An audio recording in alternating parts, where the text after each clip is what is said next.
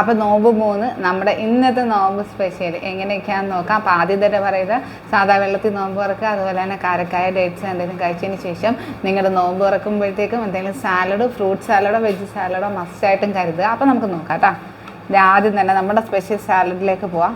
Paneer, broccoli, carrot, capsicum എല്ലാം കൂടെ ചേർത്തിട്ടുള്ള ഒരു സാലഡാണ് കേട്ടോ. വയറ് ഫുള്ള് ഫില്ലാവാനും നമുക്കെല്ലാം കിട്ടാനും അത് മാത്രം മതി. പിന്നെ നോമ്പ് തുറക്കാനായിട്ടുള്ള കാരക്ക, വെള്ളം വിത്തൗട്ട് ജ്യൂസ്, പിന്നെ നമ്മുടെ സ്പെഷ്യൽ കഞ്ഞി, അതിന് വേണ്ടിയിട്ട് ഇന്ന് ഇച്ചിരി പ്രോട്ടീനായിട്ട് ചെറുപയറുണ്ട്. അതുപോലെ തന്നെ ഇന്ന് പലഹാരമായിട്ട് എടുത്തിരിക്കുന്ന ഇടിയപ്പവും മുട്ടയാണ് കേട്ടോ. പിന്നെ നമ്മുടെ എയർ ഫ്രയർ കടികൾ, അതുപോലെ തന്നെ കുറച്ച് പേരക്കായും ഓറഞ്ചും.